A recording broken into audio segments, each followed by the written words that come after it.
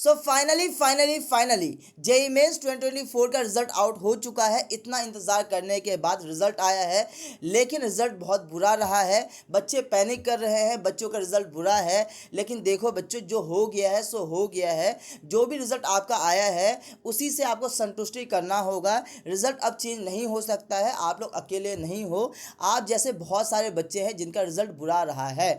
लेकिन पैनिक मत करो, क्योंकि पैनिक करके कुछ भी नहीं होना है। और देखो, अगर आप लोग पैनिक करोगे, इस चीज़ का काफ़ी सारे लोग गलत यूज़ करेंगे और उस चीज़ का यूज़ करके आपका फ़ायदा उठाएंगे। ठीक है, तो पैनिक नहीं करना है। जो रिजल्ट आ गया है सो आ गया है। आप लोग अकेले नहीं हो, हर साल होता है, लेकिन हाँ, इस साल कंपटीशन भी ज़्यादा टफ था, इसके वजह से रिजल्ट और भी बुरा रहा है। ठीक है, लेकिन जो हो गया है सो हो गया है, ये समझ में आ गया है।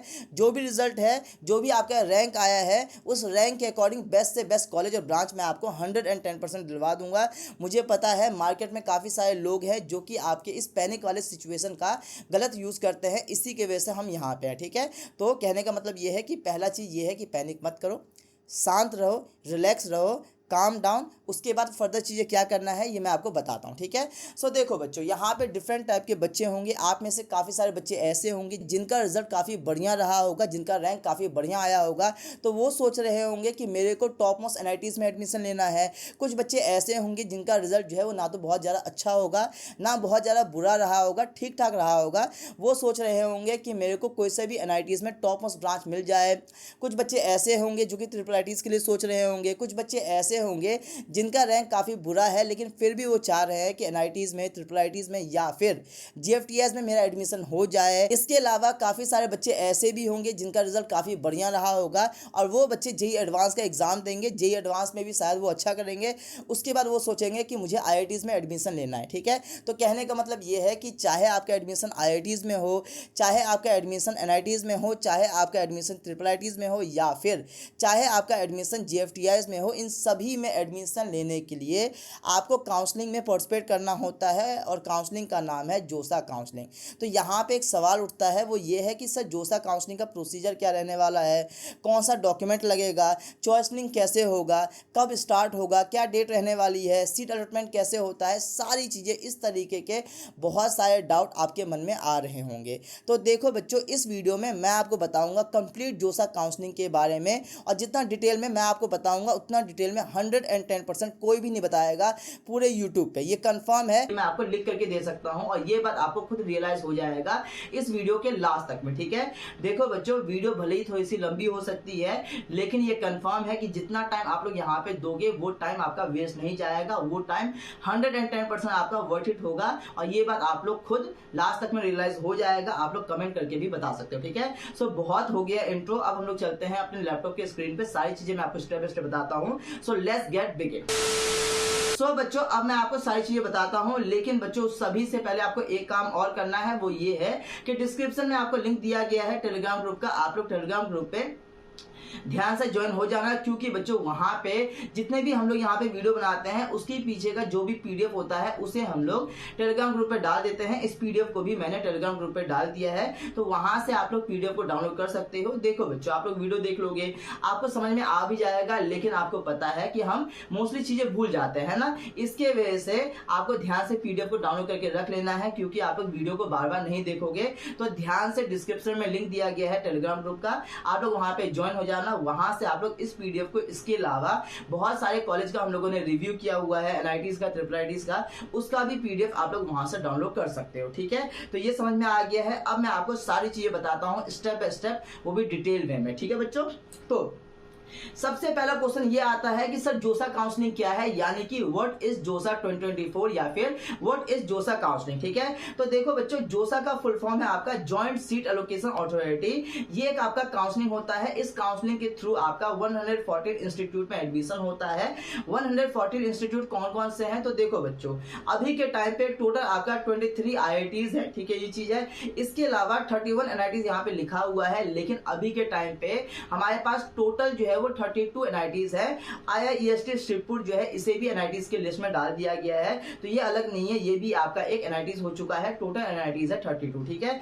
इसके अलावा 26 ट्रिपल आईटीज है और 33 GFTIs है। तो इन 114 इंस्टीट्यूट में आपका एडमिशन होता है जोसा काउंसलिंग के थ्रू। जोसा काउंसलिंग का फुल फॉर्म है आपका joint seat allocation authority counselling, और ये एक आपका है सेंट्रल काउंसलिंग। सेंट्रल काउंसलिंग दो होता है, एक होता है आपका जोसा काउंसलिंग और दूसरा होता है आपका सीसेप काउंसलिंग। सबसे पहले होता है आपका जोसा काउंसलिंग। जोसा काउंसलिंग में 6 राउंड होते हैं। जोसा काउंसलिंग के थ्रू जितने भी एनआईटीज हैं, IITs हैं, ट्रिपल आईटीज हैं और GFTIs हैं, उनमें जितने भी सीट होते हैं उसको फिल करने की कोशिश की जाती है। लेकिन जोसा का 6 राउंड कंप्लीट होने के बाद भी एनआईटीज में, ट्रिपल आईटीज में और GFTIs में काफी सारी सीट वैकेंट रह जाते हैं। उस वैकेंट सीट को फिल किया जाता है सीसेप काउंसलिंग के थ्रू। सीसेप काउंसलिंग में 2 राउंड होता है, ये समझ में आ गया है। इसके अलावा IIT सिर्फ और सिर्फ जोसा काउंसलिंग में ही पार्टिसिपेट करते हैं। जोसा काउंसलिंग जब खत्म हो जाता है इसका मतलब ये है कि IITs की भी काउंसलिंग खत्म हो गया है। सीसेप काउंसलिंग में आपका IITs पार्टिसिपेट नहीं करता है, ये समझ में आ गया है। इसके बाद नीचे आएंगे तो नीचे में बताया गया है कि जोसा काउंसलिंग के लिए कौन कौन से बच्चे एलिजिबल है, यानी कि एलिजिबिलिटी क्राइटेरिया फॉर जोसा काउंसलिंग, ठीक है। सो देखो बच्चों, अगर आप लोगों ने जेईई मेन का एग्जाम दिए हो इसका मतलब ये है कि आप लोग जोसा काउंसलिंग के लिए एलिजिबल हो, ये समझ में आ गया है। चाहे आपका जेईई मेन क्वालिफाई हुआ है या नहीं हुआ है, इससे फर्क नहीं पड़ता है, ये समझ में आ गया है। तो पहला पॉइंट समझ में आ चुका है कि अगर आप लोगों ने जेईई मेन का एग्जाम दिए हो इसका मतलब ये है कि आप लोग जोसा काउंसलिंग में पार्टिसिपेट कर सकते हो। यहाँ पे जेईई मेन 2023 लिखा हुआ है गलती से, ठीक है, लेकिन कहने का मतलब ये है कि अगर आप लोगों ने जेईई मेन 2024 का एग्जाम दिए हो तो उस केस में आप लोग जोसा काउंसलिंग के लिए एलिजिबल हो, ठीक है। मिसप्रिंट हो जाता है तो इस चीज को अवॉइड करो, ठीक है बच्चों। इसके अलावा अगर आप लोगों ने जेईई मेन दिए हो, अगर आप लोगों ने जेईई मेंस को क्वालिफाई किए हो या फिर नहीं भी क्वालिफाई किए हो, उस केस में आप लोग पार्टिसिपेट कर सकते हो। लेकिन जेईई मेन के रैंक के बेसिस पे आप लोग एनआईटीज में, ट्रिपल आईटीज में और GFTIs में आप लोग एडमिशन ले सकते हो। इसके अलावा IIEST श्रीपुर आपको पता है कि एक एनआईटीज बन चुका है, ये समझ में आ गया है। इसके अलावा अगर आप लोगों ने जेईई मेंस को क्वालिफाई किए हो, जेईई एडवांस का एग्जाम दिए हो, जेईई एडवांस भी अगर आप लोगों ने क्वालिफाई किए हो, उस केस में आपके पास IITs का भी ऑप्शन खुल जाता है, ये समझ में आ गया है। तो कहने का मतलब ये है कि जेईई एडवांस के रैंक के बेसिस पे आप लोग IITs में एडमिशन ले सकते हो और जेईई मेन के रैंक के बेसिस पे आप लोग एनआईटीज में, ट्रिपल आईटीज में और GFTIs में एडमिशन ले सकते हो, ये चीज क्लियर हो गया है। इसके अलावा सर क्लास 12 में क्या कोई परसेंटेज क्राइटेरिया भी होता है? तो हाँ बच्चों, क्लास 12 में परसेंटेज क्राइटेरिया होता है फॉर जोसा काउंसलिंग। अगर आप लोग परसेंटेज क्राइटेरिया को फुलफिल करोगे उस केस में ही आप लोग जोसा काउंसलिंग में पार्टिसिपेट कर सकते हो। तो फिर परसेंटेज क्राइटेरिया कितना है? तो देखो बच्चों, अगर आप लोग जनरल, EWS या फिर OBC वाले बच्चे हो तो उस केस में 75% आपका होना चाहिए। क्लास 12 की बात की जा रही है, अगर आपका 75% से कम है तो फिर आप लोग जोसा काउंसलिंग में पार्टिसिपेट नहीं कर सकते हो, ये समझ में आ गया है। इसके अलावा SC, ST या फिर PWD वाले बच्चों के लिए 65% मांगा जाता है क्लास 12 में, ये समझ में आ गया है। PCM की बात नहीं कर रहे हैं, क्लास 12 में ओवरऑल की बात कर रहे हैं। PCM में तो होना ही चाहिए, इसके अलावा क्लास 12 में आपका ओवरऑल होना चाहिए 75% फॉर जनरल, EWS और OBC वाले बच्चों के लिए, और SC, ST और PWD वाले बच्चों के लिए 65% होना चाहिए, ये चीज क्लियर हो गया है। इसके बाद नीचे आएंगे तो जोसा काउंसलिंग कब से स्टार्ट होगा सर? तो देखो बच्चों, जोसा काउंसलिंग का एक टेंटेटिव डेट है इस ईयर का 10 जून, ठीक है। तो कहने का मतलब ये है कि 10 जून से आपका जोसा काउंसलिंग स्टार्ट हो जाएगा, क्योंकि जोसा का जो भी डेट होता है उसी डेट से आपका काउंसलिंग स्टार्ट होता है। अभी तक तो यही होते हुए आया है, तो ये कंफर्म है कि ये टेंटेटिव डेट ही आपका कंफर्म डेट होगा, फाइनल डेट होगा, इसे एक्सटेंड नहीं किया जाएगा। तो ये समझ के चलो आप लोग कि 10 जून से आपका जोसा काउंसलिंग स्टार्ट हो जाएगा, ये चीज क्लियर हो गया। इसके बाद हम लोग नीचे आएंगे तो नीचे में बताया गया है कि एडमिशन प्रोसीजर किस तरीके से होगा। यहाँ पे फ्लो चार्ट के थ्रू आपको बहुत प्यारा तरीके से समझाया गया है, यहाँ पे दिखाया गया है, और जिस तरीके से मैं समझाऊंगा यू जस्ट लव्ड इट, ठीक है बच्चों। तो थोड़ा सा पेशेंस रखो और सारी चीजों को आप लोग ध्यान से सुनते हुए चलो। तो देखो बच्चों, अगर आप लोगों ने सिर्फ और सिर्फ जेईई मेन का एग्जाम दिए हो कोई बात नहीं, अगर आप लोगों ने जेईई मेंस को क्वालिफाई किए हो और जेईई एडवांस का एग्जाम दिए हो उसे भी क्वालिफाई किए हो, काफी अच्छी बात है। इन दोनों ही केसेस में आपको आपका रैंक मिलेगा, आपके पास या तो सिर्फ और सिर्फ जेईई मेन का रैंक होगा या फिर आपके पास जेईई मेन और जेईई एडवांस दोनों का रैंक होगा। दोनों केस में कोई दिक्कत वाली बात नहीं है। इसके बाद जाकर के आपका रिजल्ट आया होगा, जेईई मेन वाले बच्चों का रिजल्ट आ चुका है, आपको आपका रैंक मिल चुका होगा। जेईई एडवांस का एग्जाम दे दोगे, उसके बाद आपके पास जेईई एडवांस का भी रिजल्ट आ जाएगा, जेईई एडवांस का भी रैंक आपको मिल जाएगा। उसके बाद सबसे पहला स्टेप होता है रजिस्ट्रेशन करने का। जोसा जोसा रजिस्ट्रेशन 2024 आपको करना होगा। कैसे करना होगा, अच्छा इन सारे पॉइंट के बारे में नीचे में डिटेल में बताया गया है, जैसे कि रजिस्ट्रेशन के बारे में डिटेल में बताया गया है, चॉइस फिलिंग के बारे में डिटेल में बताया गया है। तो पेशेंस रखो, वीडियो को लास्ट तक देखो, आपको खुद समझ में आ जाएगा। ठीक है, ये चीज है। तो सबसे पहले आपको रजिस्ट्रेशन करना होता है। रजिस्ट्रेशन करने के बाद जाकर के आपको चॉइस फिलिंग करना होता है। चॉइस फिलिंग काफी ज्यादा इंपॉर्टेंट रोल लगता है किसी भी काउंसलिंग में, सबसे इंपॉर्टेंट होता है आपका चॉइस फिलिंग। ठीक है, देखो बच्चों, आपका चॉइस फिलिंग जैसा होगा उसी के अकॉर्डिंग आपको कॉलेज और ब्रांच अलॉट किया जाएगा। तो इस बात का ध्यान रखना, चॉइस फिलिंग आपका सबसे ज्यादा इंपॉर्टेंट रोल लगता है। उसके बारे में आगे भी हम लोग डिटेल में बात करेंगे। ठीक है, ये चीज है। और जोसा काउंसलिंग में सबसे इंपॉर्टेंट ये है कि आपको चॉइस फिलिंग करने के लिए सिर्फ और सिर्फ एक ही मौका दिया जाता है। इसके अलावा जितने भी स्टेट काउंसलिंग होते हैं वहां पे आप लोग एक बार चॉइस फिलिंग कर लेते हो, उसके बाद भी आप लोग अपने चॉइस फिलिंग में मॉडिफिकेशन यानी कि एडिटिंग कर सकते हो। लेकिन जोसा काउंसलिंग में आपको सिर्फ और सिर्फ एक ही मौका दिया जाता है। स्टार्टिंग में ही आप लोग चॉइस फिलिंग कर सकते हो, चॉइस फिलिंग में मॉडिफिकेशन कर सकते हो, लेकिन एक टाइम पीरियड के बाद जाकर के आप लोग फर्दर राउंड में यानी कि राउंड 1 राउंड 2 किसी भी राउंड में आप लोग चॉइस फिलिंग में मॉडिफिकेशन यानी कि एडिटिंग नहीं कर सकते हो। तो इस बात का ध्यान रखना, ये चीज क्लियर हो गया है। हालांकि इसके बारे में हम लोग नीचे में डिटेल वे में बात करेंगे। तो ये चीज क्लियर हो गया है। सबसे पहले आप लोग रजिस्ट्रेशन करोगे, उसके बाद आप लोग चॉइस फिलिंग करोगे। चॉइस फिलिंग करने के बाद जाकर के मॉक सीट अलॉटमेंट का रिजल्ट आता है। मॉक सीट अलॉटमेंट का मतलब ये है कि आप लोगों ने जो भी चॉइस फिलिंग किए हुए हो उसके बेसिस पे आपको जो भी सीट मिला हुआ है वो आपको वहां पे देखने को मिल जाएगा। लेकिन मॉक सीट अलॉटमेंट के बेसिस पे आपको ना तो बहुत ज़्यादा खुश होना है और ना ही बहुत ज़्यादा दुखी होना है, क्योंकि हम लोग अक्सर देखते हैं कि काफ़ी सारे बच्चे ऐसे होते हैं जिनको मॉक सीट अलॉटमेंट में काफ़ी बढ़िया कॉलेज और ब्रांच मिल जाता है, लेकिन नॉर्मल राउंड में बढ़िया कॉलेज और ब्रांच नहीं मिल पाता है। इसके पीछे रीज़न ये होता है कि स्टार्टिंग में काफ़ी कम बच्चे रजिस्ट्रेशन करते हैं, धीरे धीरे बच्चे रजिस्ट्रेशन करते हैं। मॉक सीट अलॉटमेंट भी 2 होता है, मॉक राउंड 1 होता है, मॉक राउंड 2 होता है। ठीक है, और हम लोगों ने काफ़ी सारे बच्चे ऐसे भी देखा है जिनको मॉक सीट अलॉटमेंट में कोई सा भी सीट नहीं मिलता है, लेकिन नॉर्मल राउंड में उनको सीट मिलता है, काफ़ी बढ़िया कॉलेज और ब्रांच मिलता है। तो कहने का मतलब ये है कि मॉक सीट अलॉटमेंट का रिजल्ट जो भी आएगा उस चीज़ को देख करके ना तो आपको बहुत ज़्यादा खुश होना है और ना ही आपको बहुत ज़्यादा दुखी होना है। ये चीज़ भी क्लियर हो गया है। इसके बाद जाकर के मॉक सीट अलॉटमेंट का रिजल्ट आ जाता है, उसके बाद आपको अपने चॉइस को लॉक करना होता है। अब देखो बच्चों, चॉइस लॉकिंग आपका बहुत ज़्यादा इंपॉर्टेंट नहीं है। अगर आप लोग अपने चॉइस को लॉक करते हो काफ़ी अच्छी बात है, अगर आप लोग अपने चॉइस को लॉक नहीं करते हो तब भी कोई दिक्कत वाली बात नहीं है, क्योंकि आपका चॉइस जो है वो ऑटोमेटिकली लॉक हो जाता है। ये चीज़ क्लियर हो गया है। इसके बाद नीचे आएंगे तो देखो बच्चों, चॉइस लॉकिंग होने के बाद जाकर के आपके राउंड 1 का सीट अलॉटमेंट का रिजल्ट आता है। सीट अलॉटमेंट का रिजल्ट आने के बाद जाकर के आप में से जितने भी बच्चे होते हैं वो 2 कैटेगरी में डिवाइड हो जाते हैं। पहला वो बच्चे जिनको राउंड 1 में कोई सा भी सीट नहीं मिलता है, और दूसरा वो बच्चे जिनको राउंड 1 में ही एक सीट मिल जाता है, एक कॉलेज और एक ब्रांच मिल जाता है। तो दोनों बच्चे को अलग अलग प्रोसीजर को फॉलो करना होता है। आप में से ऐसे बच्चे जिनको सीट नहीं मिलता है उन्हें क्या करना होता है, आप में से ऐसे बच्चे जिनको सीट मिल चुका होता है राउंड 1 में उन्हें क्या करना होता है, सारी बातों के बारे में हम लोग बात करेंगे। सबसे पहले हम लोग बात करते हैं कि राउंड 1 का सीट अलॉटमेंट का रिजल्ट आने के बाद आप में से ऐसे बच्चे जिनको कोई सा भी सीट नहीं मिला हुआ है उन बच्चे को क्या करना होगा। तो अगर आपको राउंड 1 में कोई सा भी सीट नहीं मिलता है तो उस केस में आपको कुछ भी नहीं करना होता है, पैनिक नहीं करना है, पेशेंस रखना है, क्योंकि जोसा के राउंड 1 में कंपटीशन काफ़ी ज़्यादा टफ देखने को मिलता है। लेकिन जैसे जैसे राउंड बढ़ता है, जब आप लोग लास्ट राउंड तक जाते हो उस टाइम तक आपको कंपटीशन लो देखने को मिलता है। ठीक है, तो कहने का मतलब ये है कि अगर आपको राउंड 1 में सीट नहीं मिला हुआ है इसका मतलब ये नहीं है कि आपको राउंड 6 तक में भी कोई सा भी सीट नहीं मिलेगा। राउंड 1 में काफ़ी कम बच्चे को सीट मिलता है। ये चीज़ क्लियर हो गया है। तो देखो बच्चों, अगर आपको राउंड 1 में कोई सा भी सीट नहीं मिलता है उस केस में सबसे पहला काम ये है कि आपको पैनिक नहीं करना है, और दूसरा काम ये है कि आपको कुछ भी नहीं करना होता है। राउंड 1 में अगर आपको सीट नहीं मिलता है तो फिर आपको कुछ नहीं करना है, आपको वेट करना है। आप लोग ऑटोमेटिकली राउंड 2 में पार्टिसिपेट कर सकते हो। यहाँ पे लिखा हुआ है कि सीट अलॉटमेंट का रिजल्ट आने के बाद अगर आपको नो सीट यानी कि कोई सा भी सीट अलॉट नहीं होता है तो उस केस में आपको कुछ नहीं करना है, wait for the next round यानी कि राउंड 2 का आपको वेट करना है। आप लोग राउंड 2 में ऑटोमेटिकली चले जाओगे। उसके बाद जब भी आपको फर्स्ट टाइम सीट मिलेगा उस टाइम पे आपको क्या करना होगा उसके बारे में आगे हम लोग बात करेंगे। तो ये चीज़ क्लियर हो गया है।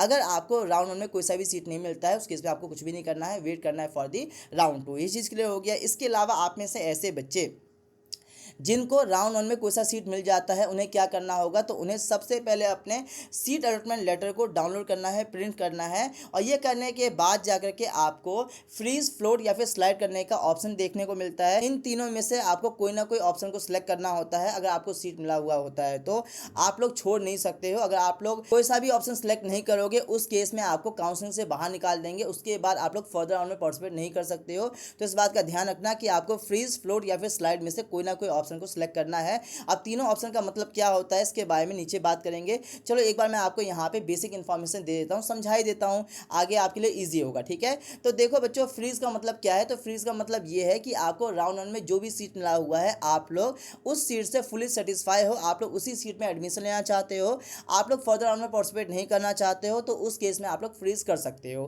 कहने का मतलब ये है कि अगर आप लोग फ्रीज करते हो, अगर आप लोग फ्रीज के ऑप्शन को सिलेक्ट करते हो, उस केस में राउंड वन में आपको जो भी सीट मिला होगा उसी सीट में आपका एडमिशन हो जाएगा, आप लोग फर्दर राउंड में पार्टिसिपेट नहीं कर सकते हो। ये समझ में आ गया है। तो फ्रीज उन्हीं बच्चे को करना है जिनको उनका फेवरेट सीट मिल चुका है, वो बच्चे फर्दर राउंड में पार्टिसिपेट नहीं करना चाहते हैं, उसी केस में आपको फ्रीज करना है।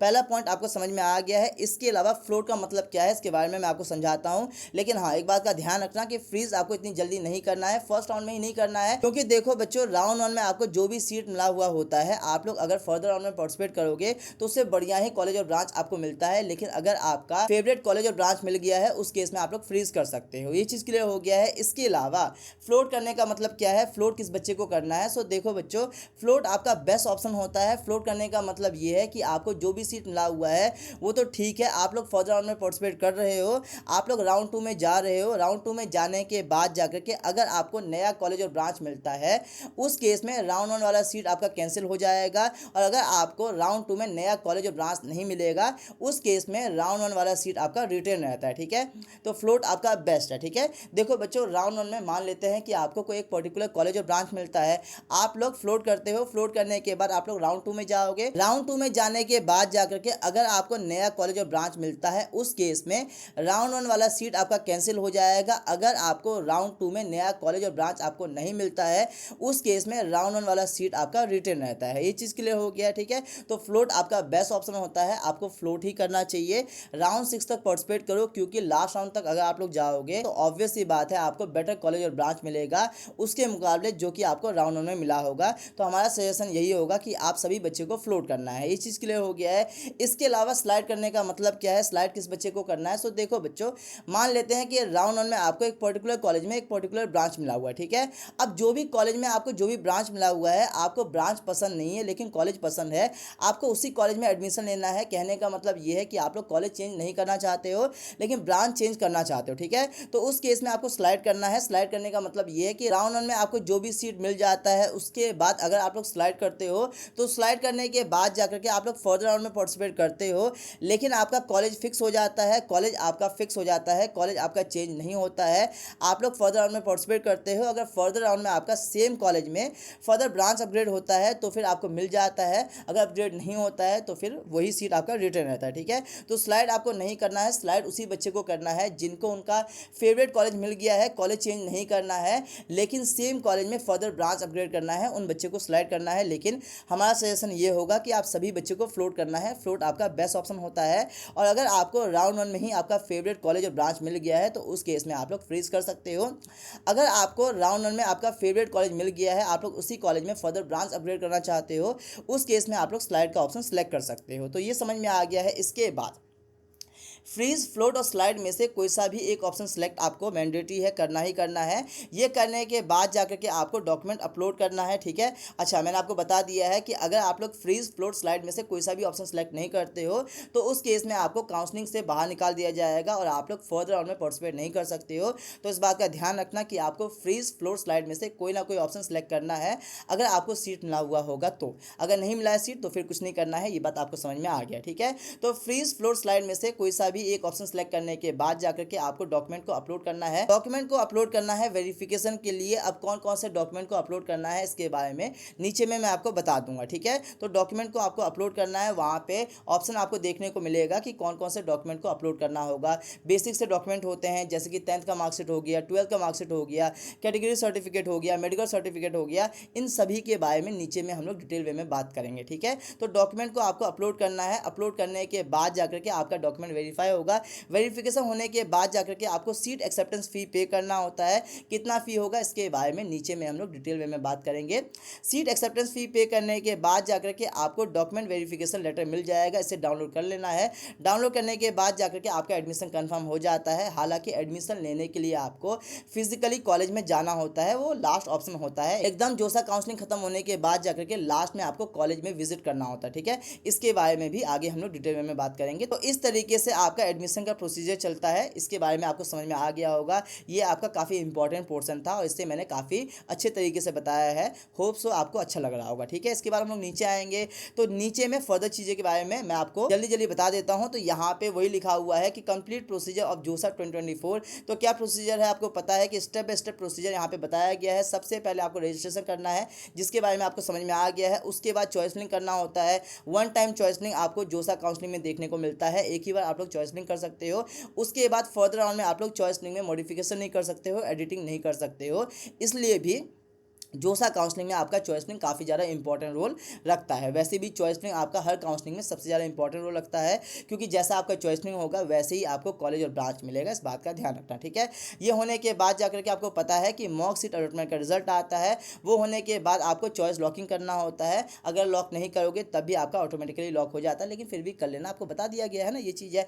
ये होने के बाद जाकर के सीट अलॉटमेंट का रिजल्ट आता है। अगर आपको सीट मिलता है उस केस में आपको फ्रीज फ्लोट स्लाइड में से एक ऑप्शन सेलेक्ट करना होता है। और ये होने के बाद जाकर के अगर आपको सीट नहीं मिलता है तो उस केस में आपको कुछ भी नहीं करना होता है। आप लोग नेक्स्ट राउंड में ऑटोमेटिकली पार्टिसिपेट कर सकते हो, ठीक है। ये चीज़ है, अगर आपको सीट मिलेगा तभी आपके पोर्टल में फ्रीज फ्लोट स्लाइड का ऑप्शन देखने को मिलेगा, ठीक है। ये चीज़ समझ में आ गया है। इसके बाद नेक्स्ट पॉइंट दिया गया है, if you lock seat then download the allotment letter. Lock करने का मतलब ये है कि अगर आप लोग फ्रीज करते हो उस केस में आप लोग अपने अलॉटमेंट लेटर को डाउनलोड कर लेना। क्योंकि देखो होता क्या है कि राउंड 1 में आपको एक सीट मिल गया, उसके बाद आप लोग फ्लोट करके राउंड 2 में जाते हो तो नया कॉलेज और ब्रांच मिल जाएगा। तो कितने बार आप लोग डाउनलोड करोगे सीट अलॉटमेंट लेटर, है ना, हर बार आपका चेंज हो जाएगा। तो कहने का मतलब ये है कि जब आप लोग फ्रीज करोगे, अपने सीट को लॉक कर लोगे, उस टाइम पे आप लोग अपने सीट अलॉटमेंट लेटर को डाउनलोड कर सकते हो, ठीक है। ये चीज़ है, बाकी हर राउंड में करना चाहते हो तो कर सकते हो, कोई दिक्कत वाली बात नहीं है, ठीक है। और ये होने के बाद जाकर के डॉक्यूमेंट वेरिफिकेशन आपका हो जाएगा, उसे भी आप लोग डाउनलोड कर सकते हो। ये होने के बाद जाकर के आपको सीट एक्सेप्टेंस फी पे करना होगा। कितना करना होगा इसके बारे में नीचे हम लोग बात करेंगे। और ये होने के बाद आपका डॉक्यूमेंट वेरीफाई हो जाएगा। उसके बाद आप लोग डॉक्यूमेंट वेरिफिकेशन लेटर डाउनलोड कर लोगे।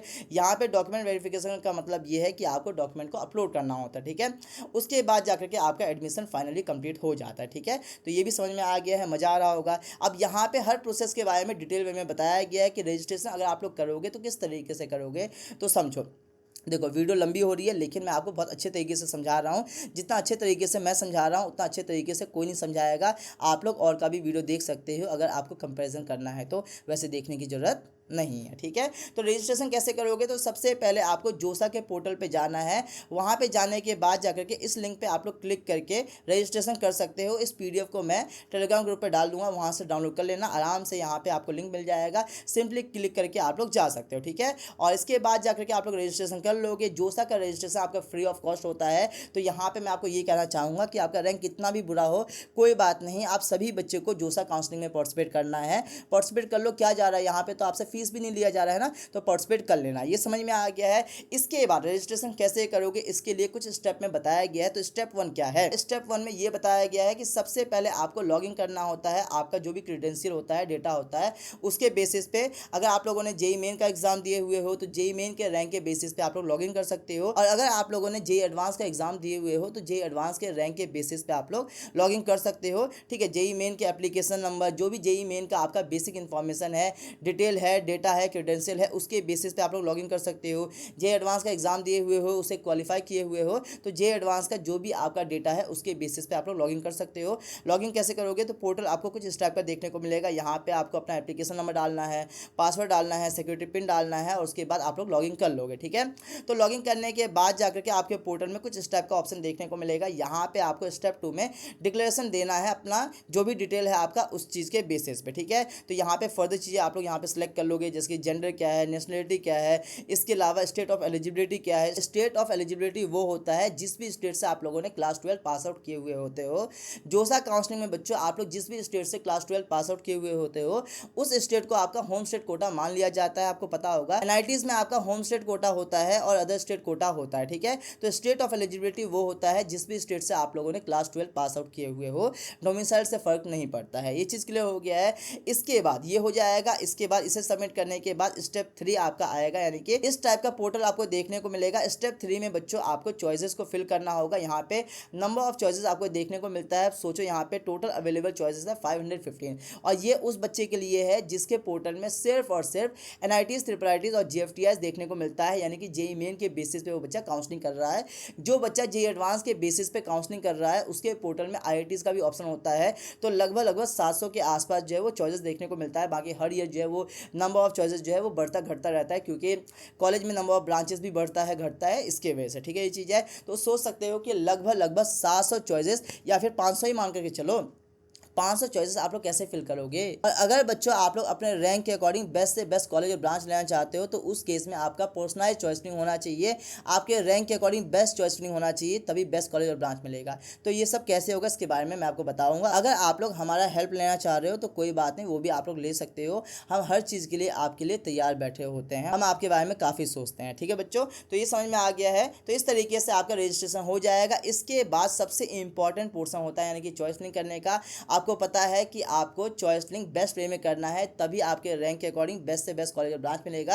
हम अक्सर देखते हैं कि काफ़ी सारे बच्चे ऐसे होते हैं जिनका रैंक बहुत बढ़िया होता है, लेकिन उनके पास काउंसलिंग के बारे में इंफॉर्मेशन नहीं होता है। इसके वजह से गलत चॉइस लिंक कर देते हैं। और जो सा काउंसलिंग में आप लोग सिर्फ और सिर्फ स्टार्टिंग में चॉइस लिंक कर सकते हो, उसके बाद फर्दर राउंड में आप लोग मॉडिफाई नहीं कर सकते हो, एडिटिंग नहीं कर सकते हो। अगर एक बार गलती कर दोगे उसके बाद आप लोग उसे इंप्रूव नहीं कर सकते हो। ठीक है, तो हम लोग अक्सर देखते हैं कि काफ़ी सारे बच्चे ऐसे होते हैं जिनका रैंक काफ़ी बढ़िया होता है, लेकिन उनके पास काउंसलिंग के बारे में इंफॉर्मेशन नहीं होता है। इसके वजह से वो बच्चा गलत चॉइस फिलिंग कर देता है और बाद में बच्चा फंस जाता है, क्योंकि बाद में मॉडिफाई कर नहीं सकता है। इसके वजह से एक बेकार कॉलेज में बच्चे का एडमिशन हो जाता है। और बच्चों हम लोग काफ़ी बच्चे ऐसे भी देखते हैं जिनके पास काउंसलिंग के बारे में इंफॉर्मेशन होता है, नॉलेज होता है, या फिर वो किसी की हेल्प लेते हैं, हमारी हेल्प लेते हैं। वो बच्चा एक बेटर कॉलेज में पढ़ रहा होता है एज़ कम्पेयर टू उस बच्चे के मुकाबले जिसका रैंक बढ़िया होता है। ठीक है, तो ये गलती नहीं करना है। आप लोग किसी की हेल्प ले सकते हो, कोई अगर है आपके आसपास तो उनके हेल्प ले सकते हो, अगर कोई नहीं है तो आप लोग हमारा हेल्प ले सकते हो। ठीक है,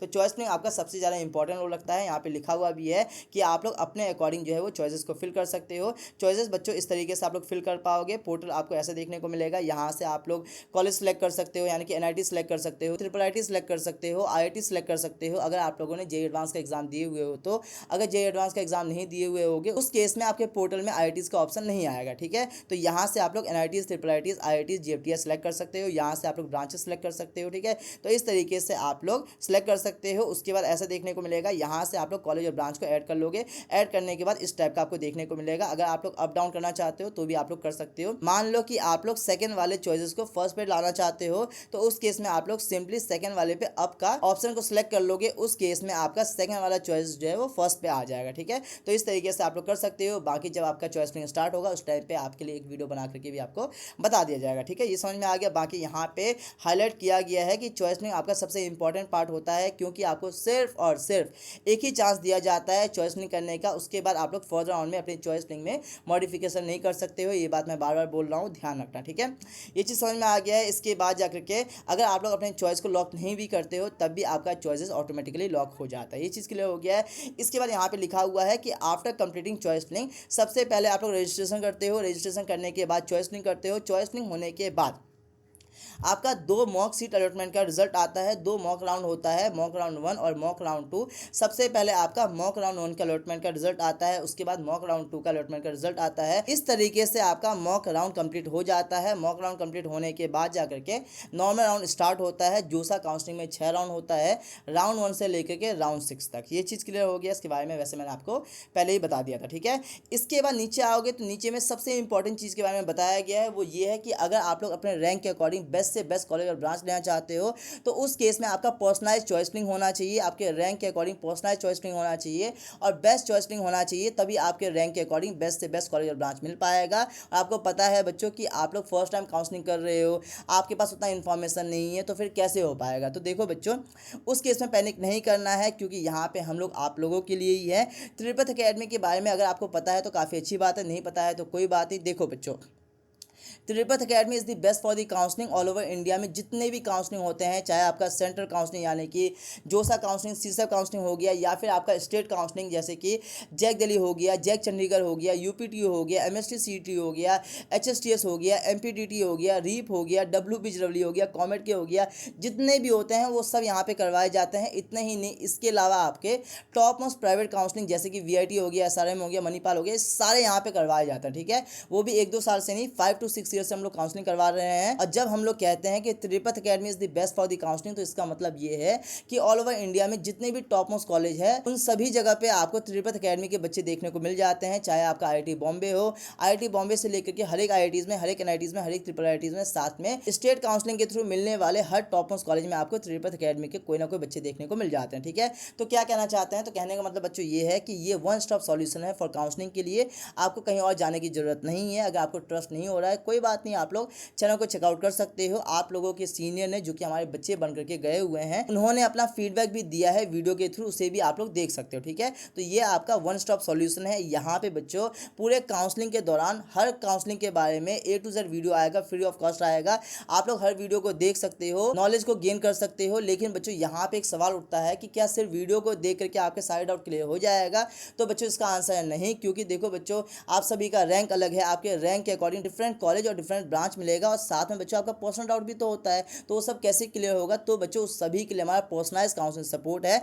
आप लोग सिर्फ और सिर्फ वीडियो को देख करके भी नॉलेज गेन कर सकते हो, लेकिन सिर्फ वीडियो को देख करके आपके रैंक के अकॉर्डिंग बेस्ट से बेस्ट कॉलेज और ब्रांच नहीं मिलेगा। और साथ में बच्चों जोसा काउंसलिंग में सिर्फ और सिर्फ स्टार्टिंग में ही आप लोग चॉइसलिंग कर सकते हो, उसके बाद आपको चॉइसलिंग में मॉडिफिकेशन करने का भी ऑप्शन नहीं दिया जाता है। तो ये गलती मत करना। Tripath academy is the best for the counselling. यहाँ पे बच्चों ऑल ओवर इंडिया में जितने भी काउंसलिंग होते हैं वो सब करवाते हैं, ठीक है बच्चों। तो कहने का मतलब ये है कि आप लोग पर्सनलाइज काउंसलिंग सपोर्ट में इनरोल हो जाना। इनरोल कैसे होगे, तो देखो बच्चों, डिस्क्रिप्शन में आपको लिंक दिया गया है हर काउंसलिंग का।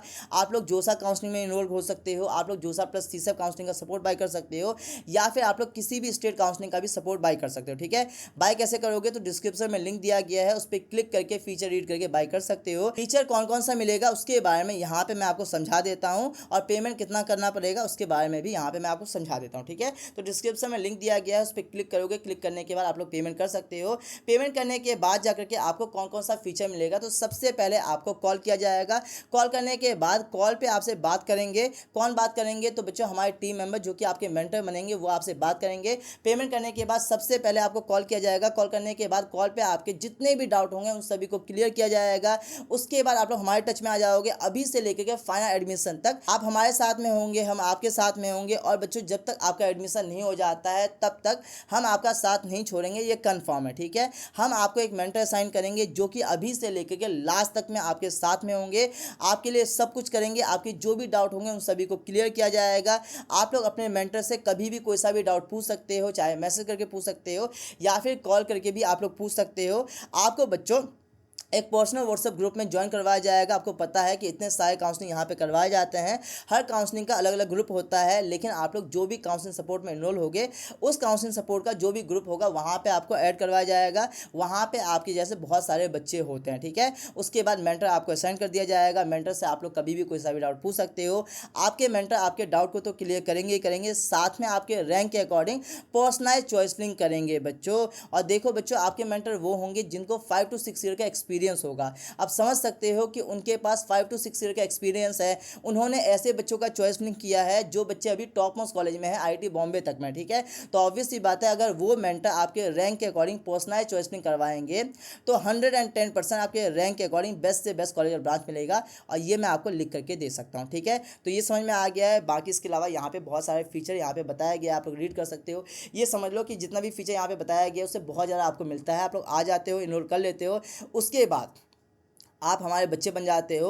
मुझे पता है कि आपका ट्रस्ट होता है, आपके पेरेंट्स का ट्रस्ट होता है। 5 to 6 ईयर से हम लोग काउंसलिंग करवा रहे हैं। मैं लिख करके दे सकता हूँ कि आपका ट्रस्ट नहीं टूटेगा, ठीक है। ये समझ में आ गया है। बाकी इस तरीके से आपको ये सारे फीचर मिल जाता है। इस सभी के लिए कितना पेमेंट आपको करना पड़ेगा, तो देखो बच्चों, मार्केट में बहुत सारे फेक काउंसलर आपको देखने को मिलते हैं। अपने आप को काउंसलर बताते हैं, लेकिन वो लोग सिर्फ और सिर्फ अपडेट देते हैं। ये बात आपको भी शायद पता होगा, ठीक है। ये चीज़ है। तो यहाँ पे बच्चों Tripath academy is the best for the counselling है। यहाँ पे बहुत सारे काउंसलिंग करवाए जाते हैं। 5 to 6 ईयर्स हम लोग सिर्फ और सिर्फ काउंसलिंग ही करवा रहे हैं। तो कहने का मतलब ये है कि मार्केट में बहुत सारे लोग हैं, 99% लोग आपको फेक देखने को मिलते हैं, 1% जेन्युइन देखने को भी मिलते हैं। तो उसमें से भी मोस्टली लोग जो है वो फालतू चीज़ें ही करते हैं। ग्रीड होता है, लालच होता है, अपडेट देते हैं, काउंसलिंग के बारे में इंफॉर्मेशन होता ही नहीं, ठीक है। तो कहने का मतलब ये है कि सबका अलग अलग प्राइस होता है, लेकिन यहाँ पे हमारा प्राइस सिर्फ और सिर्फ है 1499। समझो बच्चों की 1500 से भी कम रुपीज़ में इतना सारा फीचर आपको मिल रहा है। आप लोग अपने सीनियर का एक बार फीडबैक वाला वीडियो देख सकते हो, ठीक है। तो सिर्फ और सिर्फ 1499, वो भी बच्चों आपसे उस टाइम पे लिया जाएगा जिस टाइम पे आप लोग सिर्फ और सिर्फ जोसा काउंसलिंग का सपोर्ट बाय करोगे। अगर आप लोग जोसा प्लस सीसे बाय करते हो, अगर आप लोग 2 या फिर 3 काउंसलिंग सपोर्ट में इनरोल होते हो, उस केस में बच्चों मल्टीपल काउंसलिंग सपोर्ट हो जाता है। उस केस में कॉम्बो ऑफर लग जाता है। उस केस में आपको बच्चों बहुत ज़्यादा डिस्काउंट देखने को मिलता है और काफ़ी कम प्राइस में आपका हो जाता है, ठीक है। अब यहाँ पे समझो कि जोसा काउंसलिंग का हमारा प्राइस है 1499, यानी कि मान लेते हैं कि 1500 रुपीज़ है। सेम आपसे लिया जाता है सीसेप काउंसलिंग के लिए भी, यानी कि सीसेप काउंसलिंग का भी है 1499, यानी कि 1500 रुपीज़ है। अब समझो कि अगर आप लोग जोसा प्लस सीसेप ले रहे हो अलग अलग, तो उस केस में आप लोग 3000 रुपीज़ पे करोगे। लेकिन अगर आप लोग जोसा प्लस सीसेप एक साथ लोगे तो सोच सकते हो कि कितना आपको पेमेंट करना पड़ेगा। आप लोग सोच भी नहीं सकते हो। मैं आपको यहाँ पे बताता हूँ। अगर आप लोग अभी जोसा प्लस सीसेप बाय करोगे तो उस केस में सिर्फ और सिर्फ 2399। सोचो कहाँ पे 3000 रुपीज़ और कहाँ पे आपसे 2400 से भी कम रुपीज़ लिया जा रहा है, 2399 रुपीज़। सिर्फ और सिर्फ इतने में आपको जोसा प्लस सीसे मिल रहा है, वो भी फाइनल एडमिशन तक, ठीक है। आप लोग बच्चों एक बार चैनल को चेकआउट कर सकते हो, आपको खुद समझ में आ जाएगा। तो यहाँ पे मैं आपको ये बताऊंगा कि आप लोग बच्चों एटलीस्ट जोसा प्लस सीसे भी बाय करना, क्योंकि सीसे में इनरोल करना इंपॉर्टेंट होता है। अगर आप लोग आईआईटीज़ में एडमिशन आपका हो सकता है, अगर आपका जे एडवांस में रैंक बढ़िया है, तो उस केस में आप लोग सिर्फ और सिर्फ जोसा काउंसलिंग का इनरोल कर सकते हो। लेकिन अगर आप लोग एनआईटीज़ में, ट्रिपल आईटीज़ में, जेएफटीएस में चेकआउट कर रहे हो, अगर आपका रैंक उतना बढ़िया नहीं है, तो उस केस में जोसा प्लस सीसे का ही बाय करना, क्योंकि जोसा में राउंड 6 तक में आपको कोई सा भी कॉलेज और ब्रांच मिल जाए, उस केस में आपको सीसे में पार्टिसिपेट करना ही करना है, क्योंकि जोसा में आपको जो भी सीट मिलता है उससे बढ़िया कॉलेज और ब्रांच आपको मिलता है सीसे में, ठीक है। तो कहने का मतलब ये है कि आप लोग जोसा प्लस सीसे में इनरोल होना, जो कि बच्चों आपको काफ़ी ज़्यादा कम प्राइस में देखने को मिल रहा है। लेकिन हाँ, जिस बच्चे का एडमिशन आईआईटीज़ में हो सकता है, वो बच्चे सिर्फ और सिर्फ जोसा में ही इनरोल होना। आप लोग सीसेप के लिए फालतू पेमेंट मत करना। ये समझ में आ गया। बाकी अगर आप लोग एनआईटीज़, ट्रिपल आईटीज़ और जेएफटीएस के लिए देख रहे हो, तो उस केस में जोसा प्लस सीसेप ही बाय करना, ठीक है। तो इस तरीके से हमारा ऑनलाइन काउंसलिंग सपोर्ट में आप लोग इनरोल हो सकते हो। इस तरीके से हमारा ऑनलाइन काउंसलिंग सपोर्ट काम करता है। बाकी बच्चों इसके अलावा अभी के टाइम पर आपको हमारा ऑफलाइन काउंसलिंग सपोर्ट भी देखने को मिल जाता है। हमें सुनने में मिला कि ऑफलाइन में तो बच्चों को लूटा जा रहा है।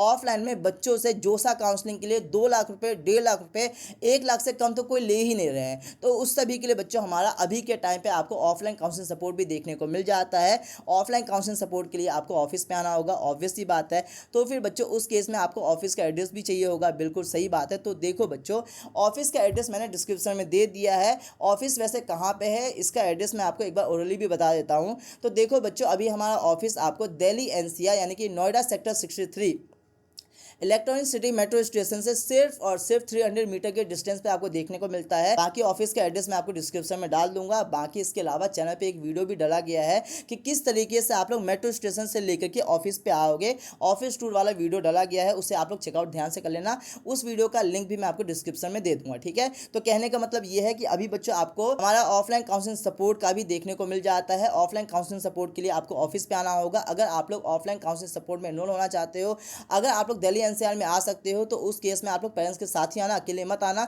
अकेले वाले बच्चे को हम अलाउ नहीं करते हैं। अगर कोई कंडीशन है, इमरजेंसी वाला सिचुएशन है तो फिर बात अलग है, ठीक है। लेकिन कोशिश करना कि पेरेंट्स के साथ ही आना तो ज़्यादा बेटर रहेगा। ये समझ में आ गया है। तो बच्चों कैसे आओगे ये तो पता चल गया है। अब ऑफलाइन काउंसलिंग सपोर्ट में इनरोल होने के बाद कौन सा फीचर मिलेगा, क्या कमाल हो जाएगा और प्राइस आपसे कितना लिया जाएगा।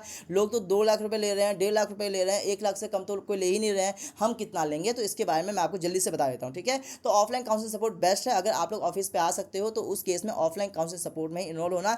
क्योंकि अगर मैं आपको शॉर्ट में बताऊं तो ऑफलाइन काउंसलिंग सपोर्ट में इनरोल होने के बाद आपको कुछ भी नहीं करना होता है। सब कुछ हम करते हैं, सब कुछ आपके मेंटर करते हैं। आपको कुछ भी नहीं करना होता है। आपका चॉइस लिंक हो गया, डॉक्यूमेंट अपलोड हो गया, एवरीथिंग सब कुछ आपके मेंटर करते हैं। आपको कुछ भी नहीं करना होता है। ऑफलाइन काउंसलिंग सपोर्ट में इनरोल होने के बाद आप लोग जस्ट फ्री हो जाओ, भूल जाओ कि आपके लिए कोई काउंसलिंग भी होता है। आपको बस एक चीज़ को फॉलो करना है, वो ये है कि जब जब आपके मेंटर आपको बुलाएंगे ऑफिस पे तब तब आपको ऑफिस पे आना होगा। That's it. इसके अलावा कुछ भी नहीं करना है। अगर आप लोग दूर रहते हो तो कोई बात नहीं, एक बार आप लोग ऑफिस पे आ जाओ, ऑफलाइन काउंसलिंग सपोर्ट में इनरोल हो जाओ। उसके बाद जाकर के फर्दर चीज़ें आपके मेंटर खुद से कर देंगे। कोई बात नहीं, दूर रहते हो, बार बार ऑफिस पे नहीं आ सकते हो, कोई बात नहीं, जूम पे मीटिंग रख के या फिर मीट पे मीटिंग रख करके करवा देंगे। लेकिन कहने का मतलब ये है कि अगर आप लोग ऑफलाइन काउंसलिंग सपोर्ट में इनरोल होते हो उसके बाद आपको कुछ भी नहीं करना होता है। सब कुछ आपके मेंटर अपने हाथों से कर रहे होते हैं, ठीक है। बाकी बच्चों यहाँ पे बहुत सारे फीचर के बारे में बताया गया है जिसे आप लोग रीड कर सकते हो। अच्छा, यहाँ पे जो मैंने स्क्रीनशॉट लगाया है वहाँ पे सिर्फ और सिर्फ 4 ही फीचर के बारे में दिख रहा है। यहाँ पे 6 to 7 फीचर आपको देखने को मिल जाता है। आप लोग लिंक पे क्लिक करके फीचर को रीड कर सकते हो। बाकी यहाँ पे लिखा हुआ है कि पर्सनल 1-on-1 इंटरेक्शन होता है। आप लोग ऑफिस पे आकर के हमसे मिल सकते हो, अपने मेंटर से मिल सकते हो, आमने सामने मिलकर के बात कर सकते हो। और आमने सामने की बात ही अलग होती है, ये बात आपको पता होगा। आपको नहीं पता है पेरेंट्स से पूछो, उन्हें पता होगा, ठीक है। ये चीज़ है। इसके अलावा आपको मेंटर असाइन किया जाता है जिनको 5+ ईयर का एक्सपीरियंस होता है। वो सब कुछ अपने हाथों से करते हैं। यहाँ पे कहने का मतलब ये है कि ऑफलाइन काउंसलिंग सपोर्ट में आपको प्रीमियम फैसिलिटी मिलता है, वो भी अफोर्डेबल प्राइस में। प्रीमियम फैसिलिटी का मतलब आपको समझ में आ गया है। अफोर्डेबल प्राइस कितना, तो देखो बच्चों, बाकी काउंसलर आपसे मिनिमम से मिनिमम 1 लाख रुपीज़ ले रहे हैं। उनके कंपेरिजन में, उनके चार्ज के कंपैरिजन में हमारा चार्ज होगा उनके चार्ज के आधे से भी कम। कितना होगा, तो वो ले रहे हैं 1 लाख रुपए। हम एक एग्जांपल लेकर चल रहे हैं क्योंकि 1 लाख से कम तो कोई नहीं ले रहा है। तो 1 लाख का आधा यानी कि 50,000 रुपीज़, उसका भी आधा यानी कि 25,000 रुपीज़। 25,000 से भी कम रुपीज़ में हम आपको प्रीमियम फैसिलिटी दे रहे हैं ऑफलाइन काउंसलिंग सपोर्ट में, ठीक है।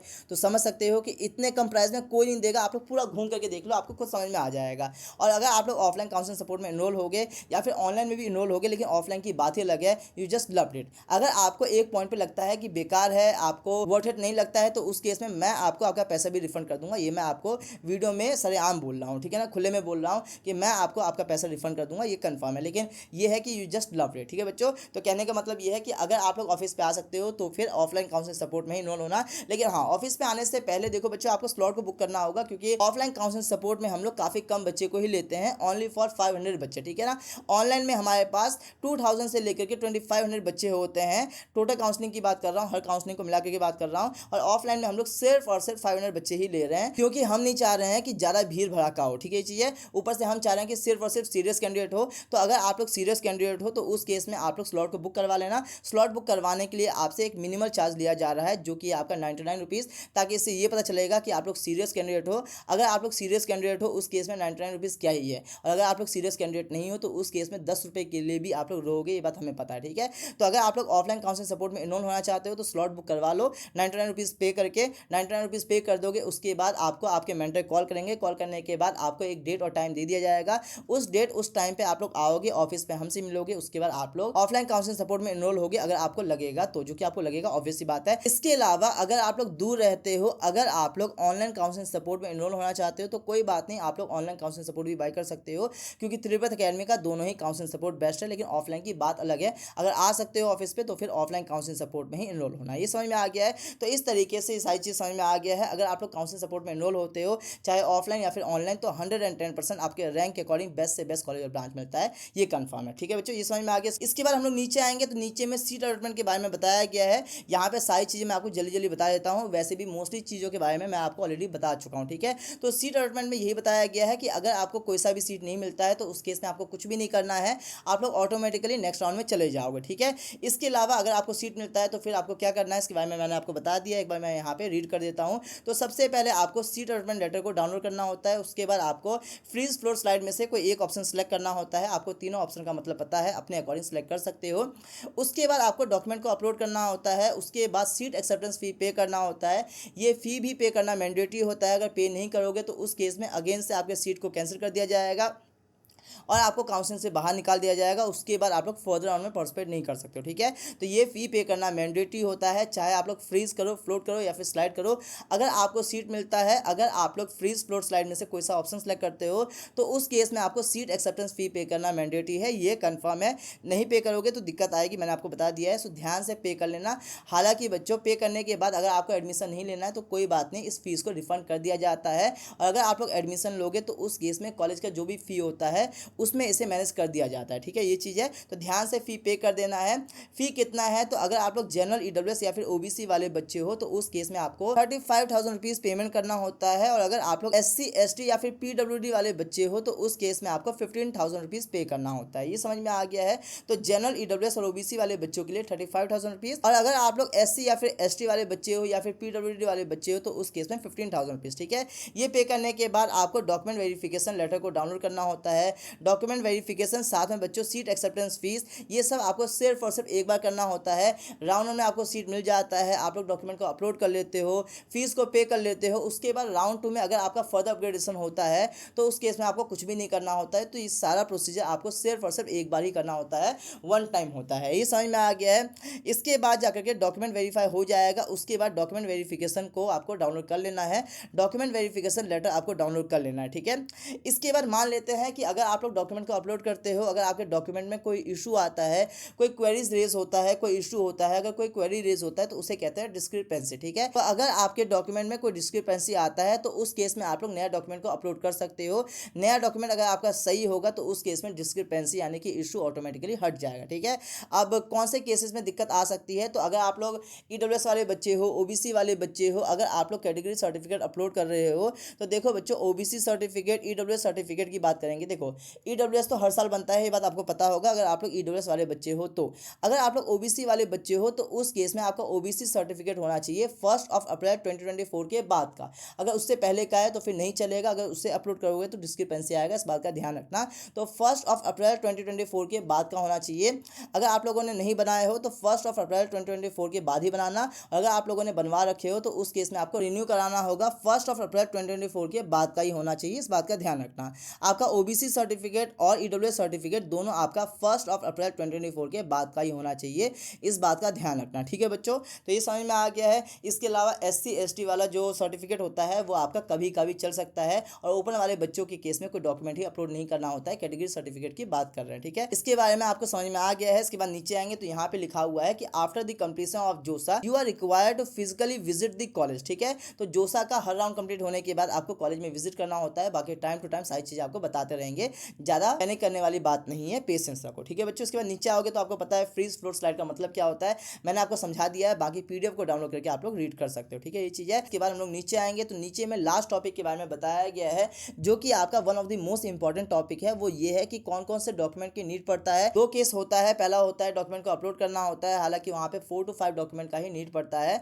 जो कि आपके पास वैसे होता ही है। लेकिन कहने का मतलब ये है कि जब आपका जोसा काउंसलिंग खत्म हो जाता है, जब आप लोग एडमिशन के लिए कॉलेज में जाते हो, उस टाइम पे आपसे डॉक्यूमेंट की नीड होती है, उस टाइम पे आपसे डॉक्यूमेंट की डिमांड की जाती है। तो उस टाइम पे आपके पास कौन कौन से डॉक्यूमेंट होना चाहिए उसके बारे में मैं आपको बताता हूँ, और कौन सा डॉक्यूमेंट किस तरीके से बनेगा इसके बारे में भी मैं आपको बता देता हूँ। इस पोर्शन को आपको स्किप नहीं करना है, इस बात का ध्यान रखना, ठीक है बच्चों। तो पहला डॉक्यूमेंट है आपका क्लास 10th का मार्कशीट। क्लास 10th का मार्कशीट आपके पास ओरिजिनल होना चाहिए, इस बात का ध्यान रखना। क्लास 10th का मार्कशीट आपसे इसलिए भी लिया जाता है ताकि आपका डेट ऑफ बर्थ वहाँ से मैच किया जा सके, लेकिन कहने का मतलब ये है कि क्लास 10th का मार्कशीट आपके पास ओरिजिनल होना चाहिए, इस बात का ध्यान रखना, ठीक है बच्चों। इसके अलावा सेकंड डॉक्यूमेंट है आपका क्लास 12th का मार्कशीट। वैसे बच्चों जब आप लोग एडमिशन के लिए जाओगे उस टाइम पे आपका क्लास 12 का मार्कशीट भी आपको मिल चुका होगा स्कूल से, तो क्लास 12 का मार्कशीट भी आपसे मांगा जाता है, ओरिजिनल क्लास 12 का मार्कशीट आपसे मांगा जाता है। सेकंड डॉक्यूमेंट के बारे में भी आपको समझ में आ गया है। इसके अलावा थर्ड डॉक्यूमेंट कौन सा है, तो थर्ड डॉक्यूमेंट है आपका कैटेगरी सर्टिफिकेट। आप लोग बच्चों जिस भी कैटेगरी से बिलोंग करते हो, चाहे ईडब्ल्यूएस, ओबीसी, एससी, एसटी, आपको अपना कैटेगरी सर्टिफिकेट भी लेकर के जाना होता है। तो आपको समझ में आ गया है। बाकी मैंने आपको बता दिया है कि ईडब्ल्यूएस सर्टिफिकेट और ओबीसी सर्टिफिकेट आपका 1 अप्रैल 2024 के बाद का होना चाहिए, और एससी एसटी सर्टिफिकेट में कोई सा भी दिक्कत नहीं आता है। ठीक है, तो थर्ड डॉक्यूमेंट है आपका कैटेगरी सर्टिफिकेट। इसके बारे में आपको समझ में आ गया होगा। बाकी बच्चों यहाँ पे लिखा हुआ भी है कि आपका ओबीसी सर्टिफिकेट और ईडब्ल्यूएस सर्टिफिकेट आपका 1 अप्रैल 2024 के बाद का होना चाहिए, तो इस बात का ध्यान रखना। अच्छा, एक और बात है बच्चों की, देखो जो भी आपका कैटेगरी सर्टिफिकेट होता है वो दो बनता है। पहला बनता है आपका स्टेट लेवल का और दूसरा बनता है आपका सेंट्रल लेवल का।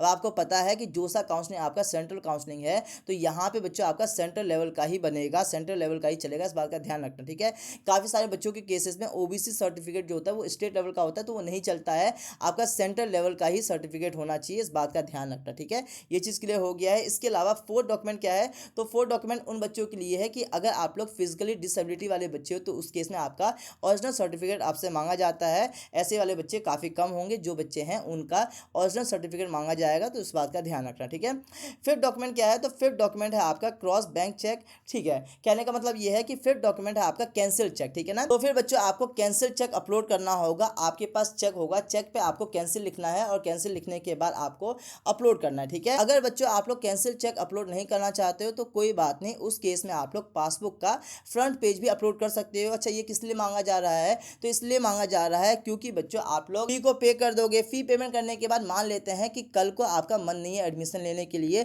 तो उस केस में आप लोग विड्रॉ कराओगे, तो उस केस में आपके फीस को रिफंड किया जाएगा। तो कैसे फीस को रिफंड करेंगे, तो बच्चों आप लोग जिस भी बैंक में अपना फीस लेना चाहते हो, रिफंड लेना चाहते हो, उस बैंक का आप लोग कैंसिल चेक या फिर पासबुक का फ्रंट पेज आप लोग अपलोड कर सकते हो। दोनों ही आपका चल जाता है। अब यहाँ पे ऐसा नहीं है कि आप लोग एक पर्टिकुलर बैंक का ही पासबुक या फिर कैंसिल चेक अपलोड करोगे, ऐसा नहीं है। आप लोग किसी भी बैंक का कैंसिल चेक या फिर पासबुक अपलोड कर सकते हो। उस बैंक का अपलोड करना जिसमें आप लोग रिफंड लेना चाहते हो। ये समझ में आ गया है। इसके बाद सिक्स डॉक्यूमेंट है आपका मेडिकल सर्टिफिकेट। मेडिकल सर्टिफिकेट काफ़ी इंपॉर्टेंट होता है। अब देखो बच्चों, जोसा काउंसलिंग स्टार्ट होगा तो जोसा काउंसलिंग का ब्राउचर भी आएगा। ब्राउचर में हर एक डॉक्यूमेंट का फॉर्मेट दिया हुआ होता है। मेडिकल सर्टिफिकेट हर काउंसलिंग के लिए अलग अलग बनता है। तो मेडिकल सर्टिफिकेट बनाने के लिए आपको जोसा के फॉर्मेट से मेडिकल सर्टिफिकेट का फॉर्मेट आपको डाउनलोड करना होता है। मेडिकल सर्टिफिकेट का फॉर्मेट को डाउनलोड करने के बाद जाकर के आपको किसी भी एमबीबीएस डॉक्टर के पास जाना होता है। इस बात का ध्यान रखना कि एमबीबीएस डॉक्टर ही होना चाहिए। ठीक है ना, एमबीबीएस हो सकते हैं, एमडी हो सकते हैं, लेकिन एमबीबीएस से नीचे नहीं होना चाहिए। इस बात का ध्यान रखना। तो किसी भी एमबीबीएस डॉक्टर से आप लोग साइन करवा लोगे मेडिकल सर्टिफिकेट के ऊपर, तो आपका काम चल जाएगा। ठीक है, तो मेडिकल सर्टिफिकेट हर बच्चे को बनवाना है। कैसे बनवाओगे आपको समझ में आ गया है कि ब्राउजर से फॉर्मेट को प्रिंट कर लोगे, उसके बाद किसी भी एमबीबीएस डॉक्टर के पास जाओगे, उनसे साइन करवा लोगे, स्टैंप लगवा लोगे, आपका काम चल जाएगा। ये समझ में आ गया है। इसके बाद बच्चों सेवन डॉक्यूमेंट है आपका पासपोर्ट। अगर आपके पास है तो डाल देना, नहीं है तो छोड़ दोगे, कोई दिक्कत नहीं आएगा। एट डॉक्यूमेंट है आपका एडमिट कार्ड। देखो बच्चों, जेई मेन का 2 सेशन था। आप लोगों ने बच्चों अगर दोनों सेशन का एग्जाम दिए हुए हो तो उस केस में जिस भी सेशन में आपका बेटर परसेंटाइल है उसी सेशन का आपका एडमिट कार्ड लगेगा। ठीक है, जिस भी सेशन में आपका बेटर परसेंटाइल था उसी के अकॉर्डिंग आपको रैंक दिया गया होगा, तो उस अटैम्प्ट का यानी कि उस सेशन का आपका एडमिट कार्ड आपके पास होना चाहिए। तो इसे भी डाउनलोड करके रख लेना। ठीक है, इसके बाद बच्चों 9 डॉक्यूमेंट है आपका ट्रांसफर सर्टिफिकेट। ये आपको स्कूल से मिला होगा, इसे हम लोग शॉर्ट में टीसी कहते हैं या फिर एसएलसी भी कहते हैं, स्कूल लिविंग सर्टिफिकेट। ये समझ में आ गया है। इसके बाद 10 डॉक्यूमेंट है आपका माइग्रेशन सर्टिफिकेट। माइग्रेशन सर्टिफिकेट हर बच्चे के पास नहीं होता है, कुछ स्टेट में दिया जाता है, कुछ स्टेट में नहीं दिया जाता है। दिल्ली वाले बच्चों को दिया जाता है, तो अगर आप लोग दिल्ली वाले बच्चे हो तो उस केस में आपके पास माइग्रेशन सर्टिफिकेट होगा। अगर आपको स्कूल से मिला हुआ है तो अच्छी बात है, नहीं मिला हुआ है तो कोई दिक्कत वाली बात नहीं, आपसे नहीं मांगेंगे। अगर मांगेंगे तो बोल देना कि हमें स्कूल से माइग्रेशन सर्टिफिकेट नहीं मिला है। ठीक है, ये समझ में आ गया है। तो 10 डॉक्यूमेंट तक के बारे में हम लोगों ने बात कर लिया है। इसके बाद 11 नंबर का डॉक्यूमेंट है आपका इनकम सर्टिफिकेट ऑफ पेरेंट्स। ठीक है, पहली बात ये है कि इनकम सर्टिफिकेट लगेगा पेरेंट्स का, और दूसरी बात ये है कि इनकम सर्टिफिकेट हर बच्चे से नहीं मांगा जाता है। अगर बच्चों आप लोग स्कॉलरशिप लेना चाहते हो, अगर आपका फाइनेंशियल कंडीशन उतना बेटर नहीं है तो उस केस में आपके पास इनकम सर्टिफिकेट है, तो काफ़ी अच्छी बात है। अगर आपका फाइनेंशियल कंडीशन बेटर नहीं है तो ऑब्वियस सी बात है उस केस में आपके पास इनकम सर्टिफिकेट है। ठीक है, तो अगर आपके पास इनकम सर्टिफिकेट है तो अच्छी बात है, नहीं है तो कोई दिक्कत वाली बात नहीं। ठीक है, ये समझ में आ गया है। इसके बाद 12 नंबर का डॉक्यूमेंट है आपका पासपोर्ट साइज फोटोग्राफ। 10 फोटो आपके पास होना चाहिए, जो कि आप लोगों के पास होगा। अगर नहीं है तो कोई बात नहीं, खिंचवा करके रख लेना। ये समझ में आ गया है। इसके बाद 13 नंबर का डॉक्यूमेंट है आपका आधार कार्ड या फिर वोटर आई डी कार्ड। अब आप में से मोस्टली बच्चों के पास वोटर आई डी कार्ड नहीं होगा तो कोई बात नहीं, आधार कार्ड लगा देना। आधार कार्ड आप सभी बच्चों के पास होगा। ठीक है ना, तो आधार कार्ड ही लगा लेना। बाकी वोटर आई डी कार्ड अगर है लगाना चाहते हो तो लगा सकते हो, ठीक है। इसके अलावा 14 नंबर का डॉक्यूमेंट है आपका सीट अलॉटमेंट लेटर। तो जो भी सीट आपको मिला होगा, देखो बच्चों, जब आप लोग फ्रीज करोगे उसके बाद जो भी आपका सीट जो है वो फाइनल हुआ होगा, उसी का आपको सीट अलॉटमेंट लेटर आपसे मांगा जाएगा। तो जब आप लोग फ्रीज करोगे उसके बाद का सीट अलॉटमेंट लेटर आप लोग डाउनलोड करके रख लेना। ये समझ में आ गया है। इसके बाद 15 नंबर का डॉक्यूमेंट है आपका डॉक्यूमेंट वेरिफिकेशन लेटर। आप लोग जब डॉक्यूमेंट को अपलोड करोगे उसके बाद आपका डॉक्यूमेंट वेरीफाई होने के बाद जाकर के डॉक्यूमेंट वेरिफिकेशन लेटर आपको डाउनलोड करने का ऑप्शन आएगा, उसे डाउनलोड करके रख लेना। उसे मांगा जाता है फिजिकल रिपोर्टिंग के टाइम पे, जब आप लोग एडमिशन के लिए जाओगे कॉलेज में तब, ठीक है। तो इस बात का ध्यान रखना कि 15 नंबर का डॉक्यूमेंट आपके पास होना चाहिए। इसके बाद 16 नंबर का डॉक्यूमेंट है आपका जेई मेन या फिर जेई एडवांस का रिजल्ट। यानी कि अगर आप लोगों ने जेई मेन का एग्जाम दिए हुए हो तो उसका जो रिजल्ट आया होगा, तो जेई मेन का रिजल्ट आपसे मांगा जाएगा। अगर आप लोगों ने जेई एडवांस का एग्जाम दिए हुए हो तो जेई एडवांस का रिजल्ट आपसे मांगा जाएगा। तो ये भी आपके पास होना चाहिए। इसके बाद 17 नंबर का जो डॉक्यूमेंट है वो है आपका गैप ईयर सर्टिफिकेट। ये सभी बच्चे से नहीं मांगा जाता है। अगर आप लोग फ्रेशर हो, अगर आप लोगों ने ड्रॉप नहीं किए हुए हो, उस केस में आपसे गैप ईयर सर्टिफिकेट नहीं मांगा जाएगा। लेकिन काफ़ी सारे बच्चे ड्रॉपर भी होते हैं, तो जो बच्चे ड्रॉपर हैं उनसे गैप ईयर सर्टिफिकेट मांगा जाएगा, क्योंकि आपका गैप हो गया है, ठीक है। ये चीज़ है। तो बच्चों आपसे गैप ईयर सर्टिफिकेट मांगा जाएगा। गैप ईयर सर्टिफिकेट आप लोग कैसे बनवाओगे ये समझो। तो गैप ईयर सर्टिफिकेट को हम लोग एफिडेविट के नाम से भी जानते हैं। तो गैप ईयर सर्टिफिकेट बनाने के लिए आपको कुछ नहीं करना है, सिंपली अपने नियर बाय किसी भी नोटरी वाले के पास चले जाओगे। नोटरी वाले के पास जाने के बाद आपको कहना है कि मेरा गैप हो गया था, मैं जेई की प्रिपरेशन कर रहा था या फिर कर रही थी, मुझे जो है वो गैप ईयर सर्टिफिकेट चाहिए, ठीक है। तो वो बना देंगे। वो आपसे पूछेंगे कि 10 रुपये वाले स्टैम्प पेपर पे बनवाना है या फिर 100 वाले स्टैम्प पेपर पे बनवाना है। दोनों ही आपका चल जाता है, आप लोग किसी पे भी बनवा सकते हो। फॉर दिस सेफर साइड आप लोग 100 वाले स्टैम्प पेपर पे बनवा लोगे, ठीक है। तो ये समझ में आ गया है। बाकी बच्चों नोटरी वाले आपसे 100 रुपये या फिर 150 रुपये मांगेंगे, जो भी मांगेंगे आप लोग दे देना। ये समझ में आ गया है। तो गैप ईयर सर्टिफिकेट सिर्फ उन्हीं बच्चों को बनवाना है जिनका गैप हो रखा है, जो ड्रॉपर हैं, जो फ्रेशर हैं, उनको नहीं बनवाना है। इतना अच्छे तरीके से मैं बता रहा हूँ, उसके बावजूद आप लोग कंफ्यूज हो जाते हो, ठीक है। तो इस बात का ध्यान रखना। तो ये समझ में आ गया है। इसके बाद लास्ट डॉक्यूमेंट है आपका कैरेक्टर सर्टिफिकेट। अगर आप लोग फ्रेशर हो तो उस केस में आपको स्कूल से ही कैरेक्टर सर्टिफिकेट मिला होगा, तो वही आपका चल जाएगा। अगर आप लोग ड्रॉपर हो तो उस केस में कैरेक्टर सर्टिफिकेट आपको मिला होगा लास्ट ईयर स्कूल से, लेकिन कैरेक्टर सर्टिफिकेट सिर्फ और सिर्फ 6 मंथ के लिए ही वैलिड होता है। और आपका बच्चों ड्रॉप हो रखा है, गैप हो रखा है, इसके वजह से अभी आपके पास जो कैरेक्टर सर्टिफिकेट है लास्ट ईयर का, वो आपका इनवैलिड हो चुका है। तो उस केस में बच्चों आपको नया कैरेक्टर सर्टिफिकेट बनवाना होगा। कैसे बनवाओगे? तो देखो बच्चों, अगर आपका आपके स्कूल वालों के साथ बॉन्डिंग अच्छा है तो एक काम करना, एक बार स्कूल में जाना, स्कूल वालों से बात कर लेना। बात करने के बाद अगर स्कूल वाले मान जाते हैं, बना देते हैं, तो काफ़ी अच्छी बात है। अगर नहीं बनाते हैं तो कोई बात नहीं, थोड़ा सा पैसे वैसे दे करके अगर काम चल जाता है तो करवा लो, ठीक है। क्यों? क्योंकि कैरेक्टर सर्टिफिकेट बनाना इतना आसान नहीं होता, ठीक है। तो स्कूल वालों के साथ अगर बॉन्डिंग है, अगर ऐसे बना देते हैं तो काफ़ी अच्छी बात है। अगर ऐसे नहीं बना रहे हैं, कुछ पैसे ले रहे हैं, तो कोई बात नहीं, कुछ पैसे भी दे दो, पैसे दे करके बनवा लोगे, ठीक रहेगा। लेकिन मान लेते हैं कि अगर स्कूल वाले ये बोलते हैं कि हम तो आपको जानते ही नहीं है ठीक है, अगर स्कूल वाले ये बोलते हैं कि हम आपको जानते ही नहीं है, हम बनाएंगे नहीं किसी भी कंडीशन में, तो उस केस में बच्चों कोई बात नहीं। अगर एक ऑप्शन बंद हो रहा है तो कोई बात नहीं, दूसरा खुल जाएगा, क्या फर्क पड़ता है ना, ये चीज़ है। तो अगर स्कूल वाले डायरेक्ट मना कर देते हैं तो उस केस में आप लोग कैरेक्टर सर्टिफिकेट बनवा सकते हो, लेकिन उस केस में आप लोग बनवाओगे गेजेटेड ऑफिसर से, ठीक है। अब गेजेटेड ऑफिसर कौन होते हैं? तो गेजेटेड ऑफिसर वो होते हैं जो कि गवर्नमेंट सेक्टर में जॉब कर रहे होते हैं, जैसे कि आपके पुलिस ऑफिसर हो गए, डीएम हो गए, एसडीएम हो गए, तहसीलदार हो गए, ये सारे आपके गेजेटेड ऑफिसर में आते हैं, ठीक है। तो इनसे बनवा सकते हो। कैसे बनवाओगे? तो सबसे पहले आपको कैरेक्टर सर्टिफिकेट का फॉर्मेट चाहिए होगा। तो कैरेक्टर सर्टिफिकेट का फॉर्मेट आपके पास कैसे आएगा? तो ब्राउज़र में कैरेक्टर सर्टिफिकेट का फॉर्मेट नहीं दिया हुआ होता है,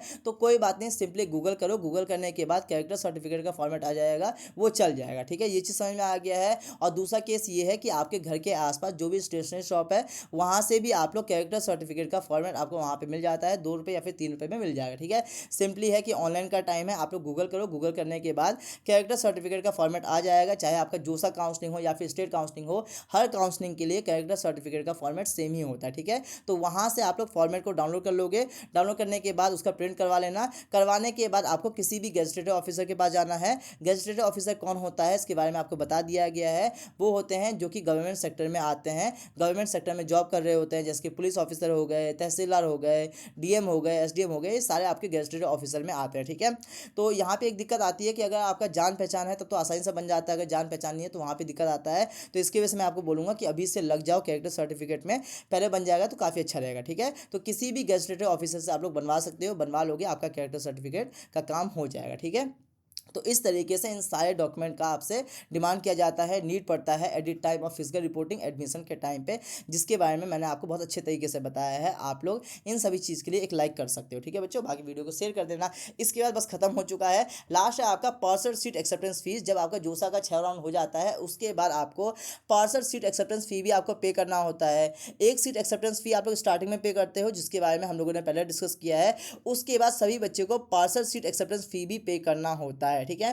तो ये अमाउंट कितना है? अच्छा, ये अमाउंट भी पे करना मैंडेटरी है। अगर पे नहीं करोगे तो उस केस में अगेन से एक ही धमकी इनके पास, वो ये है कि आपकी सीट को कैंसिल कर दिया जाएगा और आपको काउंसिलिंग से बाहर निकाल दिया जाएगा। तो पार्सल सीट एक्सेप्टेंस फी भी पे करना मैंडेटरी है। तो ये कितना पे करना होगा? ये पे करना होगा 40,000 रुपीज़ फॉर जनरल ईडब्ल्यूएस और ओबीसी वाले बच्चों के लिए। इसके अलावा 20,000 रुपीज़ फॉर एससी एसटी और पीडब्ल्यूडी वाले बच्चों के लिए ये पे करना मैंडेटरी है। मैंने आपको बता दिया है। अब आपको लग रहा होगा कि इतना फी हम लोग पे कर रहे हैं, कोई दिक्कत तो नहीं होगा। तो दिक्कत नहीं होगा बच्चों। मान लेते हैं कि अगर आप लोग जनरल ईडब्ल्यूएस या फिर ओबीसी वाले बच्चे हो, तो जब आपको सीट मिलेगा उस टाइम पे आप लोग सीट एक्सेप्टेंस फी पे करोगे, वो अमाउंट होगा 35,000 रुपीज़। उसके बाद जोसा काउंसलिंग का हर राउंड कंप्लीट होने के बाद जाकर के पार्सल सीट एक्सेप्टेंस फी पे करोगे, ये अमाउंट है 40,000 रुपीज़। यानी कि टोटल आप लोगों ने पे कर दिया है 35,000 रुपीज़ प्लस 40,000 रुपीज़, यानी कि 75,000 रुपीज़। जस्ट टेक एग्जाम्पल कि जिस भी कॉलेज में आप लोग एडमिशन ले रहे हो उस कॉलेज का फ़ी है 1.5 लाख रुपये। तो जब आप लोग एडमिशन के लिए जाओगे उस टाइम पे आप लोगों ने ऑनलाइन में 75,000 रुपीज़ पे कर दिए हो, तो 1.5 लाख का 75,000 रुपीज़ माइनस हो जाएगा, यानी कि रिमेनिंग फ़ी ही आपको पे करना होगा, जो कि होगा इस एग्जाम्पल में 75,000 रुपीज़, ठीक है। तो समझ में आ गया है कि जब भी आप लोग एडमिशन के लिए जाओगे तो जो भी कॉलेज का टोटल फी होगा उसमें से जो भी फ़ी आप लोगों ने ऑनलाइन में पे किए हुए हो उसे सब्ट्रैक्ट करके रिमेनिंग फ़ी आपको पे करना होगा। तो कोई दिक्कत वाली बात नहीं है, आपसे फीस एक्स्ट्रा नहीं लिया जा रहा है, इस बात का ध्यान रखना, ठीक है। ये समझ में आ गया है। इसके बाद लास्ट ऑप्शन है कि सर सब कुछ हो गया, हमें सीट मिल गया, हम लोगों ने फ़ी पे कर दिया, लेकिन लास्ट में हमारा मन ये होता है कि हमें एडमिशन नहीं लेना है, हमें विड्रॉ लेना है। तो उस केस में विड्रॉ ले सकते हो। हाँ बच्चों, विड्रॉ ले सकते हो, फीस आपका रिफंड कर दिया जाता है। इसी की वजह से आपसे कैंसिल चेक मांगा जा रहा है, या फिर आप लोग पासबुक का फ्रंट पेज भी डाल सकते हो, जो कि मैंने आपको बता दिया, ठीक है। तो अब कौन से बच्चे विड्रॉ कराएंगे और कब कराएंगे इसके बारे में समझो। तो देखो बच्चों, अगर आपको आईआईटीज मिलता है तो उस केस में आप लोग राउंड 2 में विड्रॉ करा सकते हो। राउंड 2 से लेकर के राउंड 5 तक आप लोग विड्रॉ करा सकते हो, लेकिन बच्चों राउंड 6 में आप लोग विड्रॉ नहीं करा सकते हो। अगर आप लोग राउंड 6 में विड्रॉ कराओगे तो उस केस में आपकी फीस को रिफंड नहीं किया जाएगा। खुद ही सोचो कि आपको पता है कि आईआईटीज में एडमिशन सिर्फ और सिर्फ जोसा काउंसलिंग के थ्रू होता है। अगर आप लोग राउंड 5 तक विड्रॉ कराते हो तब भी इनके पास एक राउंड होता है। राउंड 6 में ये लोग अपने वैकेंट सीट को फिल कर सकते हैं ना। इसके वजह से जो है आपके पास ऑप्शन होता है राउंड 5 तक ही विड्रॉ कराने का। राउंड 6 में आप लोग विड्रॉ ही नहीं करा सकते हो। अगर राउंड 6 में विड्रॉ कराओगे तो उस केस में आपके फीस को रिफंड नहीं किया जाएगा। तो अगर आपको आईआईटीज मिलता है तो उस केस में राउंड 2 से लेकर के राउंड 5 तक आप लोग विड्रॉ करा सकते हो। कैसे विड्रॉ कराओगे? तो सिंपली आपको लॉगिन करना होगा। लॉगिन करने के बाद पोर्टल में विड्रॉ का ऑप्शन आएगा, उस पर क्लिक करोगे। क्लिक करने के बाद आपका विड्रॉ हो जाएगा। थोड़ा टाइम लगता है, 2 से 3 महीने का समय लगता है, लेकिन आपका पैसा सक्सेसफुली आपके बैंक अकाउंट में क्रेडिट कर दिया जाएगा। तो आपको टेंशन नहीं लेना, ठीक है। कुछ चार्जेस आपसे काटा जाता है, यानी कि जो भी आप लोग फी पे करोगे उसमें से कुछ फीस आपसे काटा जाएगा। इसके अलावा रिमेनिंग फी आपको पे कर दिया जाएगा। तो टेंशन लेने वाली बात नहीं है, ये समझ में आ गया। इसके अलावा अगर आपका एडमिशन हो रहा है जेईई मेंस के रैंक के बेसिस पे, यानी कि एनआईटीज में हो रहा है, ट्रिपल आईटीज में हो रहा है, या फिर जीएफटीएस में हो रहा है, उस केस में बच्चों आप लोग राउंड 6 तक विड्रॉ करा सकते हो। इवन आप लोग राउंड 6 के बाद भी विड्रॉ करा सकते हो, यानी कि राउंड 6 के बाद आपका सीसेप काउंसलिंग होता है। सीसेप में आपके 2 राउंड होते हैं, तो सीसेप के दोनों राउंड में आप लोग विड्रॉ करा सकते हो। हाँ, सीसेप के राउंड 2 में विड्रॉ नहीं करा सकते हो, सीसेप के राउंड 1 तक आप लोग विड्रॉ करा सकते हो, ठीक है। तो एनआईटीज प्लस सिस्टम, यानी कि एनआईटीज हो गया, ट्रिपल आईटीज हो गया और जीएफटीएस अगर आपको मिलता है तो उस केस में आप लोग जोसा के राउंड 6 में भी विड्रॉ करा सकते हो।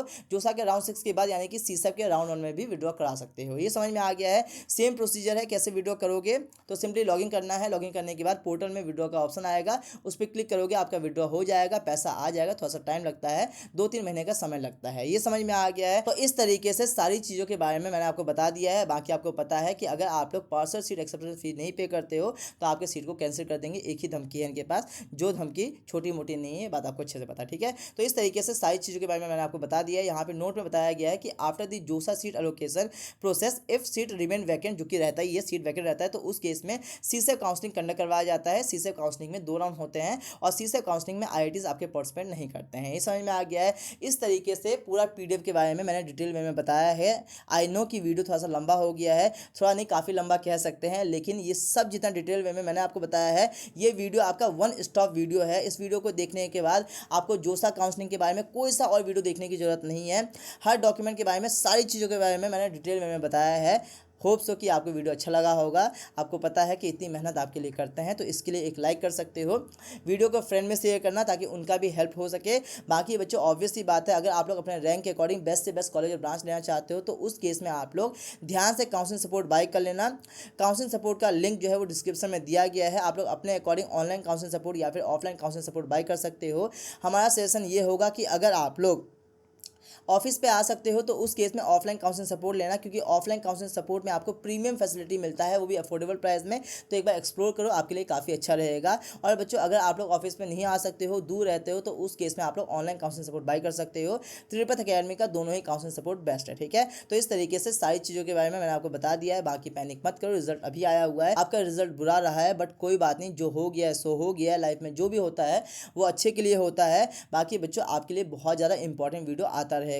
इस वीडियो में इतना ही, मिलते हैं नेक्स्ट वीडियो में। Till then bye, take care, have a good day. जय हिंद, जय भारत।